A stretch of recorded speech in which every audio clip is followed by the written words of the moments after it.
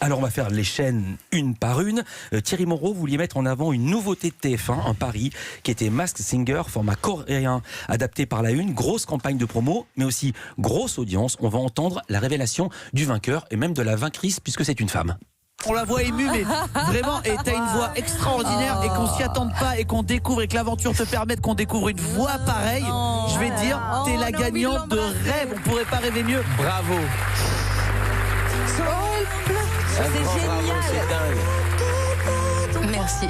C'était une année tellement difficile. Laurence Boccolini en larmes. Oui, Thierry c'était Moreau. très émouvant et puis je trouve que le concept était plutôt rigolo. Alors les grincheux ont dit oui, on attendait Jean Dujardin, on a eu Laurence Boccolini, mais d'abord, voilà, pourquoi pas. Et puis surtout, la mécanique de l'émission était tellement forte. Enfin, moi, chez moi, ma femme, mes enfants regardaient. C'était très addictif et j'ai vraiment beaucoup aimé. Les costumes étaient incroyables. Moi, j'ai adoré Camille Combal. Je suis un inconditionnel parce que c'est un vieux camarade, donc voilà. Il n'a pas déçu. Du côté de TF1, il faut citer l'énorme carton Le Bazar de la Charité, mini-série Audrey Fleurot, Richard Melki, Stéphane Guillon, chiffre énorme. Près de 7 millions pour le dernier épisode le 9 décembre, 27% de part d'audience et surtout parfois près d'1,5 million en replay. Vous avez suivi ça, Guy Carlier ? Oui, j'ai suivi ça. C'est des phénomènes qui m'étonnent toujours, comme Capitaine Marlowe. Ouais. Il y a quand même, évidemment, c'est un peu provocateur ce que j'ai dit tout à l'heure sur la télé, mais il y a quand même des choses très fortes et qui fédèrent la France et puis profonde, quand on met comme de on dit. l'argent. Quand on met de l'argent à l'antenne, on le retrouve dans les audiences, que ce soit Capitaine Marlowe où il y a des stars, des guests qu'il faut évidemment inviter, ou Bazar de la Charité où c'est en costume, c'est 20% de plus dans le budget, 20 à 30%. Et là on va le raconter, le budget pour 8 épisodes c'est 17 millions, Voilà. Jamais une série française donc 2 avait coûté millions pour aussi le cher. premier, là où il y a eu l'incendie à reconstituer, donc c'est de l'argent qu'on voit à l'écran. Et ça sera à voir sur Netflix. Alors France 2, grande nouveauté de France 2 sur le front des océans avec le journaliste Hugo Clément qui réalisait une grande enquête autour du globe à mi-chemin entre Envoyé spécial et Ushuaïa. Ça vous a séduit, Thierry?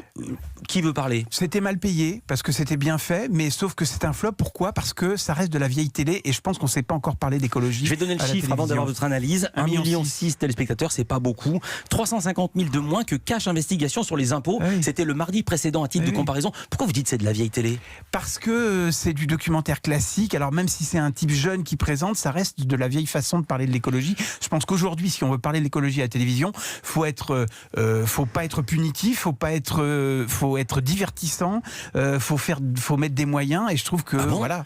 Il y avait des moyens, c'était pas punitif et c'était divertissant pour l'avoir vu. Guy Carlier. C'était pas très divertissant, non. Quand il parle de jeunisme à France Télévisions, on sent qu'il y a une volonté générale de jeunisme. On dégage les vieux, on met des jeunes. Et bizarrement, ça ne marche pas parce que les jeunes qui mettent à l'antenne sont plus vieux intellectuellement. Non, je veux dire, comment il s'appelle, le mec qui présente Slam. On peut pas commencer à balancer des noms. Je suis pas Cyril Ferraud, il s'appelle. Voilà. Ou Damien Thévenot. Enfin, je veux dire, c'est pas rock'n'roll, quoi. Donc, autant laisser Drucker et ces gens-là et voilà. Sur les séries de France Télévisions et sur les séries en général françaises, il y a une chose qui s'appelle Salto qui est appelée à concurrencer Netflix, d'après ce que j'ai compris, c'est-à-dire une plateforme. Je sais pas pourquoi je le sens pas, ce truc. Vous voyez, quand j'étais petit, pour concurrencer IBM qui arrivait avec les ordinateurs, on avait lancé le plan calcul. Rien qu'avec le nom, le plan calcul, tu savais qu'on allait se planter. Et tout à fait là, flop. Salto, tu le sens pas, quoi. Ouais, ça, je suis d'accord aussi. La course des champions sur France 2, Teddy Riner. Oui, voilà, même si Teddy Riner est ultra populaire, c'est pas parce qu'on met encore une fois des gens soit jeunes sur l'écologie, soit populaires sur le sport que ça fonctionne et ça a été un flop, c'est dommage. Toujours sur France 2, Ruquier, rentrée bruyante avec Yann Moix dans On n'est pas couché. C'est un peu en baisse, ça marche pas.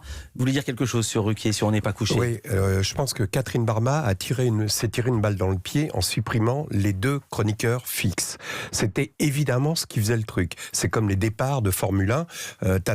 Tu regardes le départ, puis après tu te descends. Enfin, tu vois, t'attends l'incident. Et en plus, les mecs étaient talentueux. On pense ce qu'on veut du personnage Moix, etc. Ou de Nolo, ou de Zemmour plutôt. Enfin, des gens qui ont marqué. Zemmour et Nolo, c'était il y a 10-15 ans. Oui, mais Angot, par exemple, c'était il n'y a pas si longtemps. Et elle faisait. Angot, elle a fait scandale. Oui, mais je elle a fait pleurer une femme qui elle reprochait son viol. T'adorais les détester.